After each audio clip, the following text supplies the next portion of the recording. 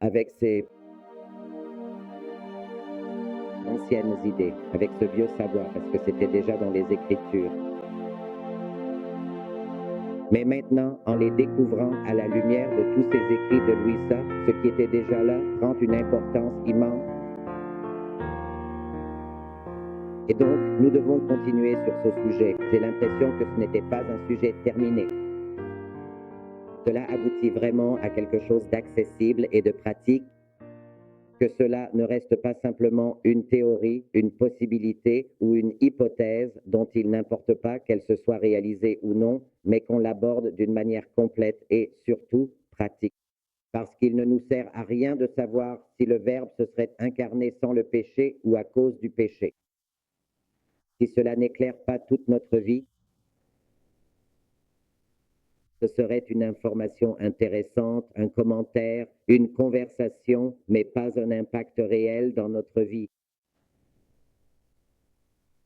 Nous disions donc en effet que Jésus, c'est-à-dire le Verbe divin, se serait pleinement incarné, même s'il n'y avait absolument pas eu de péché originel, et que cette vérité profonde était le tout premier projet, l'idée fondatrice initiale que le Père éternel avait devant lui, le Verbe incarné dans toute sa gloire. Gloire et signification, et toutes choses ont été créées pour lui afin qu'il puisse s'incarner. Les premiers êtres qui ont été créés, comme le dit l'Écriture et comme Saint Paul l'a également dit, ici, les choses invisibles, les puissances, les dominations, c'étaient les anges.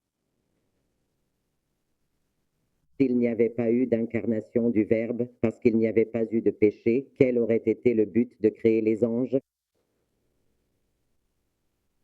Si les anges avaient été créés avant le péché, même avant le péché de Lucifer et de tous ceux qui l'ont suivi, les anges étaient déjà créés et il n'était pas encore question de péché.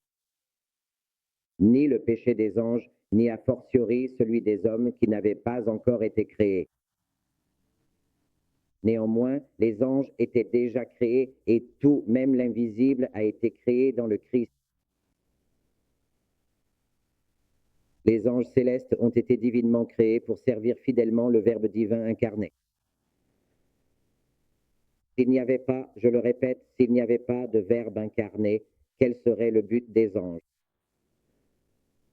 Parce que les anges sont déjà une création. Ainsi, Dieu crée les anges afin qu'ils servent le Verbe incarné, Dieu en l'homme, dans la créature, dans l'humanité de Jésus, à Jésus.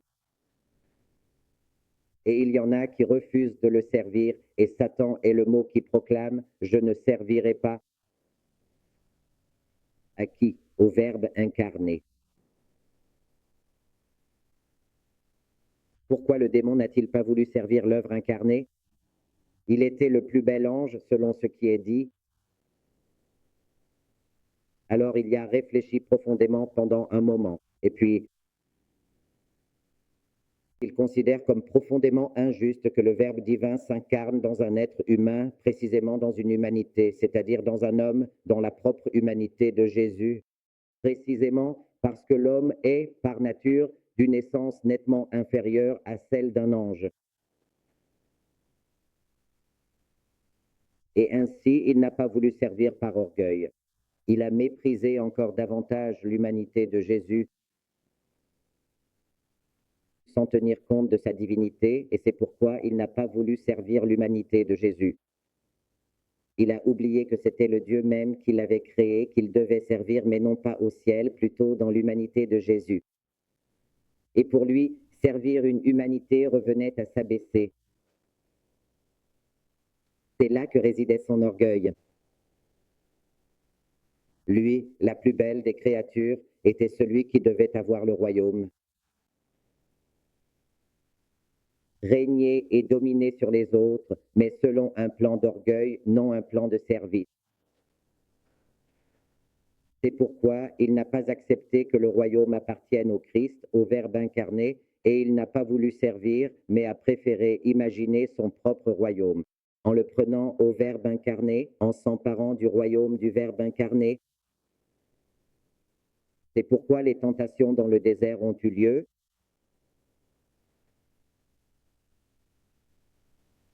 Mais je te donnerai généreusement tout le pouvoir immense et l'or sans limite du monde entier si tu t'inclines humblement devant moi et m'adores véritablement. Là, il a révélé sa véritable nature, comme on dit. Eh bien, alors, en vertu de cette pensée profonde et sacrée sur l'incarnation divine du Verbe éternel et le dessein méticuleux et parfait de l'humanité, de Jésus-Christ, notre Seigneur et Sauveur, et aussi de la bienheureuse Vierge Marie, sa mère très pure et très sainte, ce qui est véritablement un mystère de foi et de grâce, cela fait partie d'un seul et même troupeau, comme le dit notre Seigneur. Ils sont inséparables. Comme il est dit en tant d'autres endroits, ma mère était inséparable de moi. Depuis la pensée éternelle de Dieu, la bienheureuse Vierge était inséparable de Jésus. De même que le Verbe éternel, la seconde personne divine de la Sainte Trinité dans l'éternité, est éternellement engendrée par le Père. Disons que le Verbe ne peut rien faire à moins que le Père ne le lui donne lorsqu'il l'engendre. Le Verbe n'est pas par lui-même, le Verbe est engendré. Ainsi, le Verbe incarné ne sait pas non plus vraiment être seul. Il doit absolument tout recevoir de la maternité divine de la bienheureuse Vierge Marie, tout comme dans toute l'éternité, le Verbe éternel reçoit tout de la paternité divine de Dieu le Père. Ainsi, en devenant incarné, il devait tout recevoir. De la maternité divine de Marie, qui est, pour ainsi dire, le déploiement de la maternité divine de Marie. Marie est le déploiement de la paternité du Père qui engendre le Verbe. Et cette paternité du Père déposée et déployée en la très sainte Vierge est appelée maternité divine parce qu'elle est la mère du Verbe incarné. C'est pourquoi elle est la mère de Dieu à cause de sa maternité divine. Mais elle est la mère de Dieu parce qu'elle a été la mère du Verbe incarné. Et le Verbe incarné sans sa mère, sans la maternité divine, n'aurait pas pu être seul. Tout ce qu'il a fait, et cela est dit dans plusieurs chapitres, tout ce qu'il a fait, il l'a déposé dans le cœur de ma mère. Tout ce que j'ai fait, j'ai reçu son battement de cœur maternel. J'ai vécu de son battement de cœur maternel dans le volume 14, et elle a vécu de mon battement de cœur éternel, car elle était une créature, mais une mère, mais la mère de Dieu.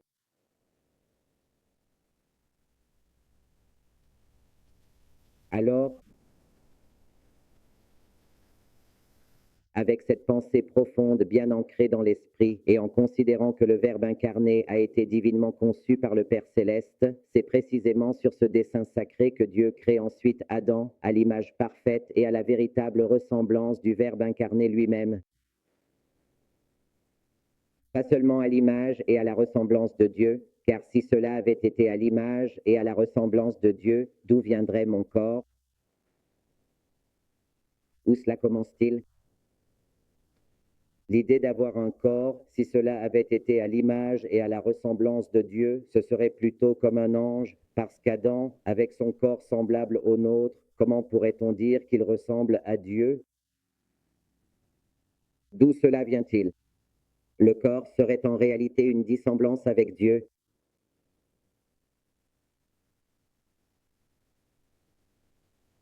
Mais puisque le plan du Verbe incarné était déjà en place et que le Verbe incarné avait bien un corps, alors Adam est créé et de lui, nous tous, à l'image et à la ressemblance du Verbe incarné. C'est pourquoi, parce qu'Adam, comme je l'ai mentionné plus tôt, allait avoir un nez et deux yeux, parce que Jésus allait avoir un nez, deux yeux et une bouche. C'est pour cela qu'Adam a été créé avec deux yeux, un nez et une bouche. Dans quel but?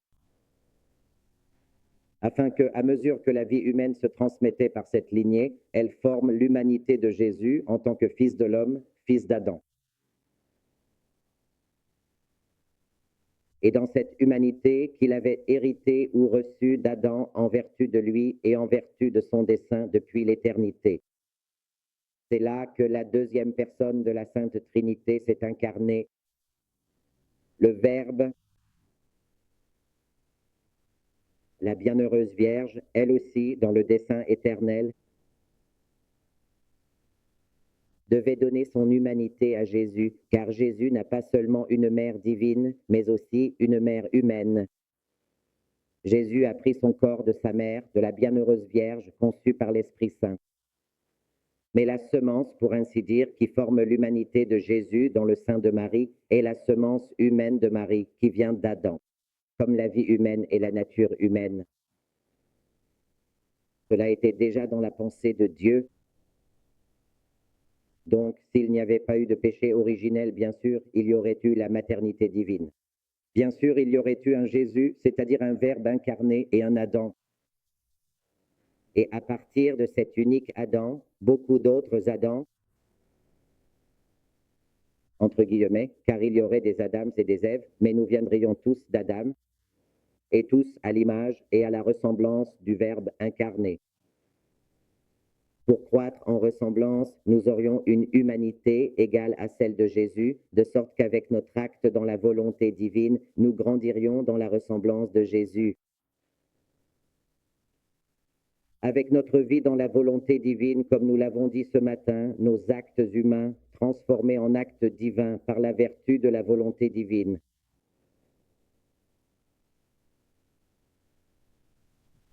Et donc la question est la suivante. S'il n'y avait pas eu de péché originel, pourquoi le Verbe se serait-il incarné? Parce que nous pensions que le Verbe s'était incarné uniquement pour nous sauver du péché, et je vous dis, non, ce n'est pas cela. Alors pourquoi se serait-il incarné sans le péché originel? Nous l'avons déjà dit, pour correspondre au Père pour tout ce qu'il a fait dans la création, car tout a été fait pour lui et en lui. Et Jésus, le Verbe incarné, devait donner gloire et une réponse d'amour au Père. Pour tout ce qu'il a fait dans la création et tout ce travail de son humanité pour faire un Jésus complet et parfait, pas seulement un Verbe incarné pour un jour, mais un Verbe incarné en tout point. L'œuvre de glorification du Père vécue par lui afin que nous soyons à son image et à sa ressemblance avec toute l'œuvre de glorification du Père pour toutes les choses de la création en chacun de nous. S'il n'y avait pas eu de péché originel, Adam et tous ses descendants auraient accompli tous leurs actes dans la volonté divine. Ils auraient formé ce plan entier de glorification. Pour le Père, chacun d'eux, le Verbe, se serait-il incarné? Dans quel but? Eh bien, tout d'abord, parce que s'il n'allait pas s'incarner, Adam n'aurait pas existé et tout ce plan n'aurait pas pu être formé. Il a été formé parce que le Verbe allait s'incarner, afin qu'en s'incarnant, il nous trouve prêts, nous, c'est-à-dire la créature, prêts à grandir à sa ressemblance en accomplissant leurs actes dans la volonté divine, les créatures. Et alors, la seule chose qui restait aux créatures était de passer du paradis terrestre, c'est-à-dire de la terre, au paradis céleste, car la destinée de l'homme n'est pas le paradis terrestre. Le paradis terrestre était destiné à croître en image et en ressemblance, et lorsque le moment serait venu de passer à l'éternité, d'entrer dans les sphères spirituelles et célestes, lesquelles ne peuvent être atteintes avec un corps matériel et physique comme celui que nous avons actuellement dans le temps. Jésus lui-même, pour entrer au ciel, n'a pas seulement dû ressusciter d'entre les morts, mais aussi glorifier son corps, le corps de Jésus après la résurrection. Ce n'est pas le même que le corps de Lazare après qu'il ait été ramené d'entre les morts. Lazare a été ressuscité, sa vie lui a été rendue, mais Lazare n'a pas été glorifié. Il a continué avec son corps matériel exactement comme avant. Jésus, non. Jésus non seulement est ressuscité d'entre les morts, mais il a glorifié son corps. Il est ressuscité pour une vie glorieuse. La Sainte Vierge, elle aussi, lors de l'Assomption, n'est pas entrée comme nous sommes maintenant. Son corps glorifié, spiritualisé, a pu entrer dans le domaine spirituel. Car comment pourrait-on introduire quelque chose de matériel dans le domaine spirituel? C'est impossible. Ah, eh bien, c'est ce qui aurait manqué à Adam, la glorification de son corps afin d'entrer dans le paradis céleste, de passer du paradis terrestre. Après une période de vie durant laquelle il aurait grandi à la ressemblance du Verbe incarné pour entrer dans le paradis céleste avec son corps glorifié, et cela devait être accompli par Jésus. Personne n'aurait pu entrer au ciel avant le Verbe incarné, même s'il n'y avait pas eu de péché de Regina. Le Verbe se serait incarné et, sans passer par la mort, aurait glorifié son corps afin de pénétrer à nouveau dans le royaume spirituel avec son corps matériel spiritualisé. Ça nous paraît très difficile, mais c'est ce qui arrive à chaque personne, à chaque âme, à chaque personne qui meurt. Ils quittent leur corps car ils ne peuvent entrer au ciel avec lui, en attendant la résurrection des morts au dernier jour, où nous ressusciterons tous avec des corps glorieux, afin que nous puissions entrer au ciel avec notre corps et notre âme. C'est ainsi décidé, mais illuminé et appliqué. Mais je vous le dis, à quoi bon les hypothèses? Et au final, le péché originel? Eh bien oui, il y a eu le péché originel, mais comme je l'ai dit ce matin, le péché originel n'a rien enlevé à Jésus. Cela ne l'a pas empêché non plus d'accomplir cette œuvre qui aurait été faite même sans péché. Cela demeurait en lui à l'intérieur. Mais en plus de ce qu'il a fait, il a également, entre guillemets, ajouté la tâche de rédemption, comme nous l'avons déjà examiné. Dans la citation de Saint Paul, nous avons avant tout connu Jésus, et je tiens à le souligner, principalement comme notre Sauveur et exclusivement comme celui qui vient avec grâce pour défaire les effets dévastateurs du péché qui a profondément marqué l'humanité. Cependant, nous n'avons pas encore vraiment connu Jésus de l'intérieur dans son rôle profond de glorificateur, en comprenant pleinement ce qu'il a accompli en lui-même, totalement indépendamment du péché de l'homme et de son influence envahissante sur le monde. Il y a plusieurs chapitres chez Louisa qui nous éclairent à ce sujet. Par exemple, celui-ci du volume 12. Ma fille,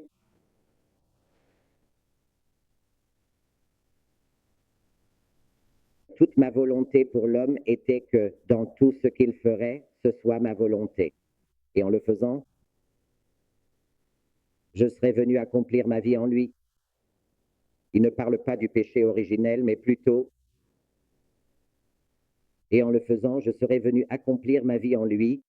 Ainsi, après des actes répétés accomplis dans ma volonté, formant ma vie en lui, je serais venu à lui et, le trouvant semblable à moi,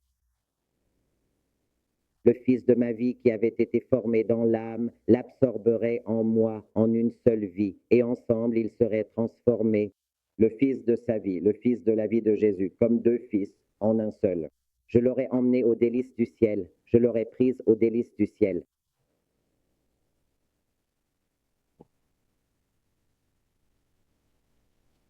Tout ce processus, si le péché originel n'avait pas existé, mais maintenant la créature, en ne faisant pas ma volonté,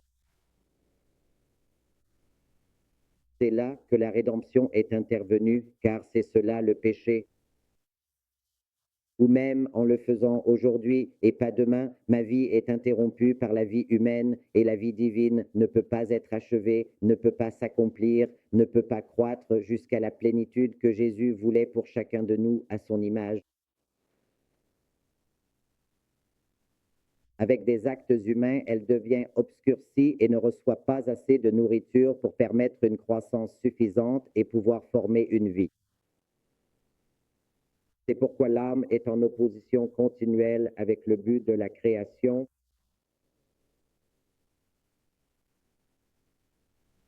Car le but de la création était de croître à l'image et à la ressemblance de Jésus en accomplissant des actes comme Jésus.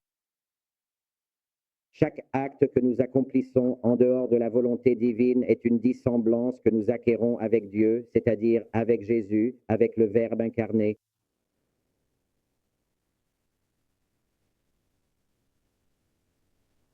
Ailleurs, j'ai dit,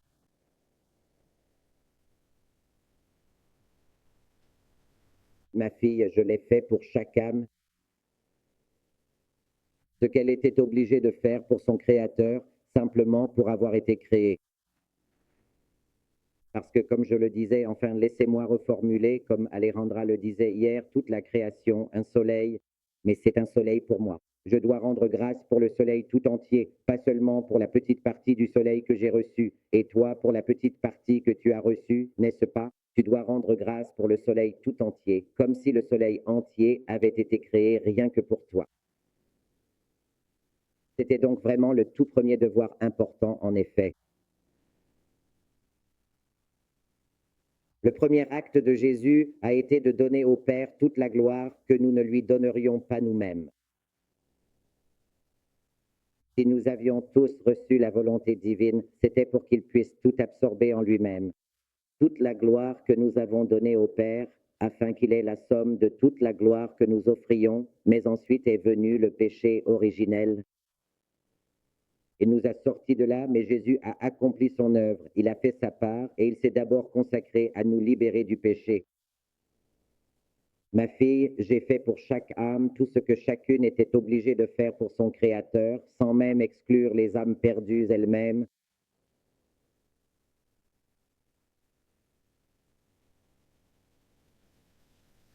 Dans le ciel céleste, il y a la gloire divine. Aime les devoirs accomplis, de glorifier le Père accompli par Jésus pour les âmes perdues. Elles sont en enfer parce qu'elles le veulent et ne donnent pas de gloire à Dieu, mais elles ne lui enlèvent rien non plus, car Jésus donne au Père toute la gloire, même pour les âmes perdues. Au ciel, grâce au Verbe incarné, il n'y a pas d'absence de gloire que nous, créatures, devons. C'est une autre question de savoir si nous participons plus ou moins à cette activité de Jésus. Les âmes perdues ne participent à rien. C'est pourquoi elles sont en enfer. L'âme sauvée, même si c'est la toute dernière à être sauvée, disons-le en termes humains, avec une note de 6 sur 10, humainement parlant, trouve au ciel que Jésus a donné pour elle toute la gloire qu'elle aurait dû donner, et cela fait partie de sa gloire, et c'est une part de son bonheur éternel, ce que Jésus a fait pour elle. C'est là que tu le trouves. C'est Jésus qui te dit, eh bien, tu ne l'as pas fait, mais moi, je l'ai fait pour toi. Viens, je te le donne comme si tu l'avais fait toi-même. Au ciel, il n'y a aucune absence de gloire grâce à Jésus et à l'œuvre de glorification qu'il a accomplie en lui-même, en plus de la rédemption et du salut. J'ai fait pour chaque âme tout ce qu'elle était obligée de faire pour son Créateur, sans même exclure la loi. Les âmes elles-mêmes, car pour toutes les choses créées, je devais donner au Père la gloire, l'amour et la satisfaction complète.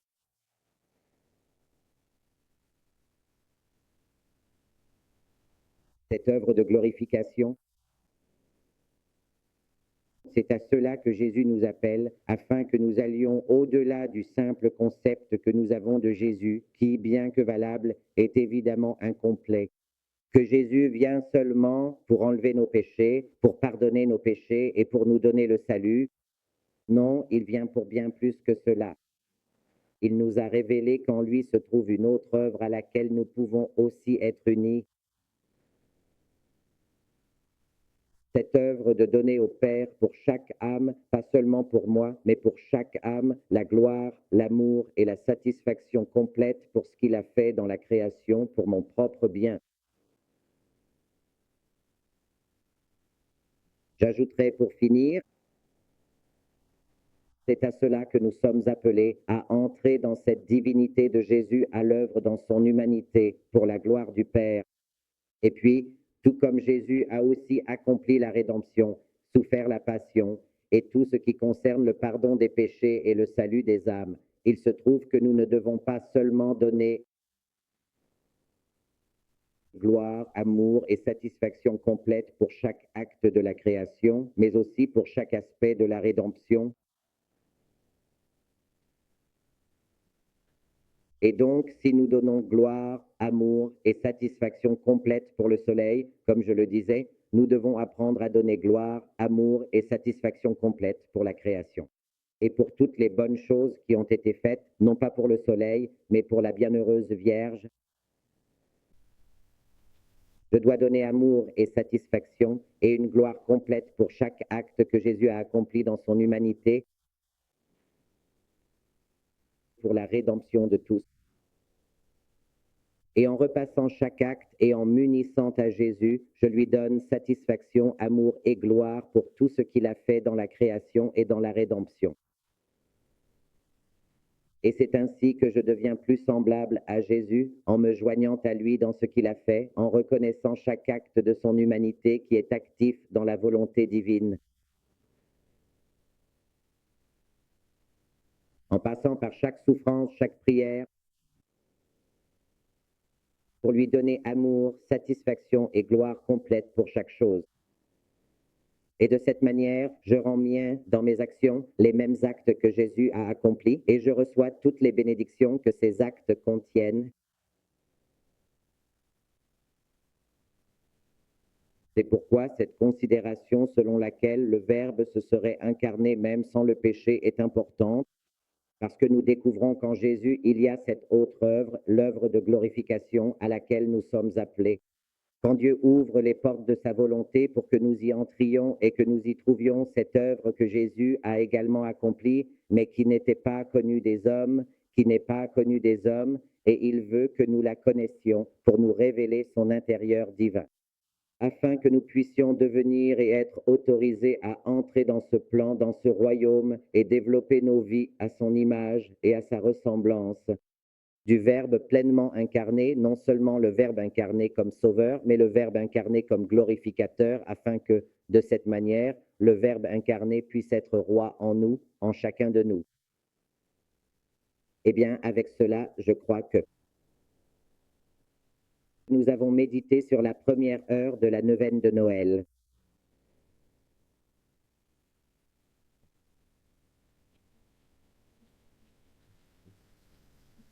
Ce n'était que 3 lignes, mais comme vous pouvez le voir, avec la méditation, ce n'était que 3 lignes, je le répète, mais comme vous pouvez le voir, avec la méditation, avec tant de réflexion, on peut en tirer tellement de choses. Et je dis ici la même chose que Louise a dit. Et dans ces réflexions, j'aurais pu rester non seulement 2 heures entières, mais toute la journée. Mais une voix intérieure m'a dit, assez, viens voir des excès encore plus grands de mon amour. Mais ici, nous venons seulement de voir l'incarnation du Verbe de cette manière. Je vais répéter la première heure, ce ne sont que 3 lignes. Par exemple, pendant 1 heure, je me transportais en pensée au paradis. Ensuite, j'imaginais la très sainte Trinité, le Père envoyant le Fils sur la terre, le Fils obéissant promptement à la volonté du Père et le Saint-Esprit y consentant. Mon esprit était bouleversé en contemplant un si grand mystère. Un amour si réciproque, fort et égal entre eux et envers les hommes, puis je considérais l'ingratitude des hommes et surtout la mienne. Et dans cette contemplation, j'aurais pu rester non seulement 1 heure entière, mais toute la journée. Mais une voix intérieure me disait, ça suffit,